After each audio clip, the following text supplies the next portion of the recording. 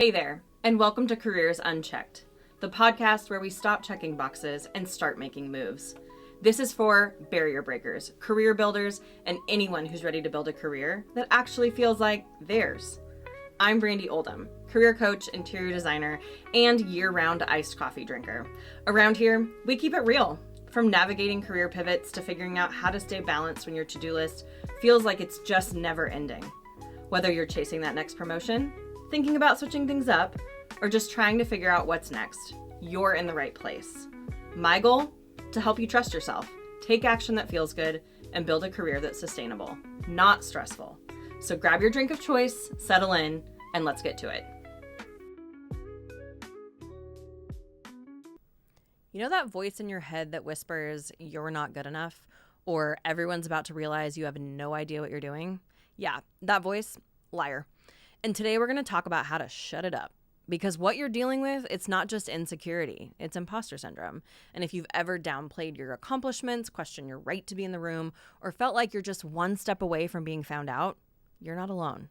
Let's walk through where this feeling comes from, how to recognize it when it sneaks up on you, and the practical tools I use and share with my clients to move through it.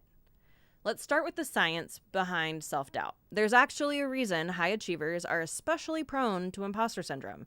In fact, one study found that 70% of people will experience it at some point in their career, and it shows up even more in high-performing women and underrepresented groups.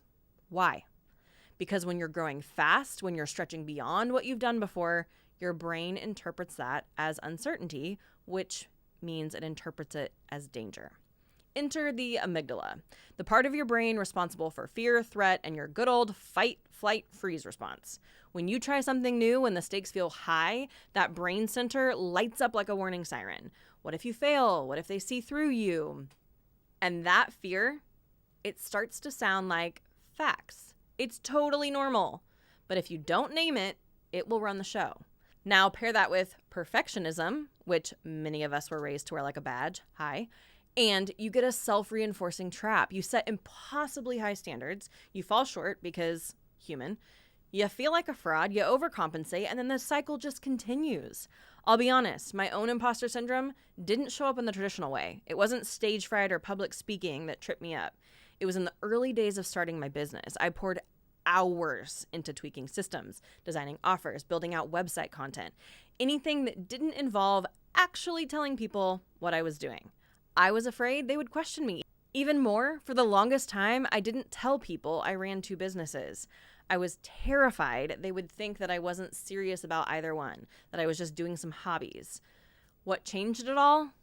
Becoming a mom. Suddenly, I just didn't have the brain space to keep all the compartments separate and everybody doing their own thing. So I merged them. I showed up as my full self. And the wildest thing has happened the last few months. My clients responded with even more trust. So now I'm just owning it. I'm a multifaceted human with two very different but beautifully complementary skill sets. And honestly, that integration gave both me and my clients more power. Because yeah, I can design a business that looks amazing, but guess what? I also bring the structure and coaching to make sure that it actually functions too and is profitable. So how do you know if imposter syndrome is creeping in? Here are a few warning signs I see all the time. Number 1, you over-prepare to the point of exhaustion. Number 2, you downplay your wins or chalk them up to timing or team effort.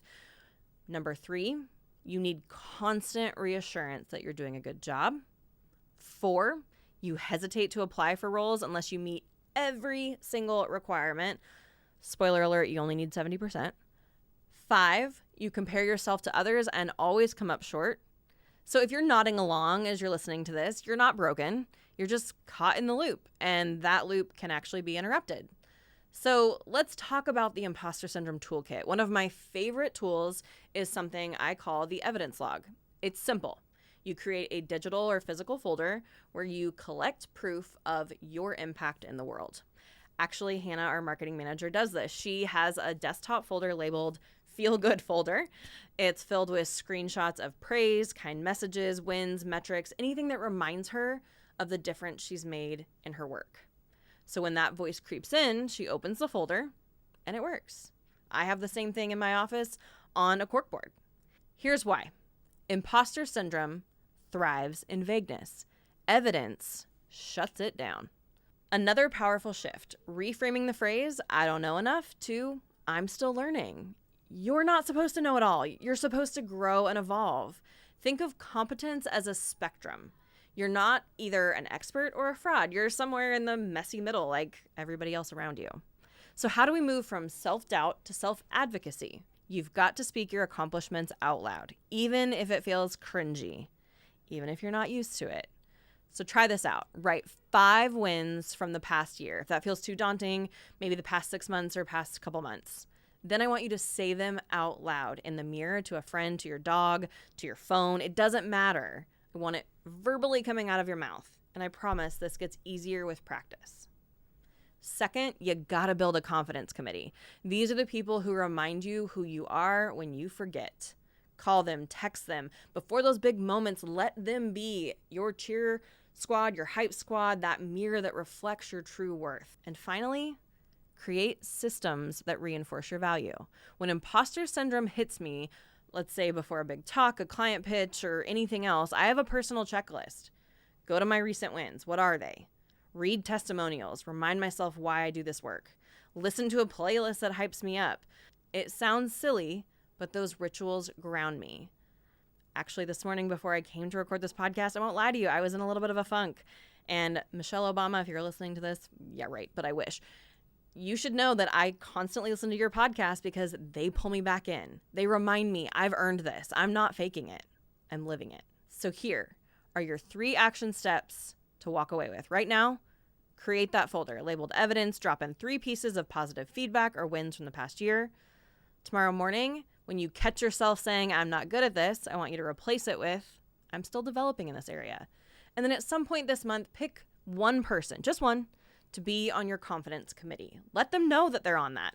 Schedule a coffee, call, or walk and talk, whatever you want to do, and then remind yourself consistently, you're not an imposter. You're a work in progress, just like everyone else around you. Thanks for joining me today on Careers Unchecked. If you've got a career question or just need someone to bounce an idea off of, reach out. I'd love to hear from you. Until next time, take a breath, take a step, and keep moving forward. You've got this.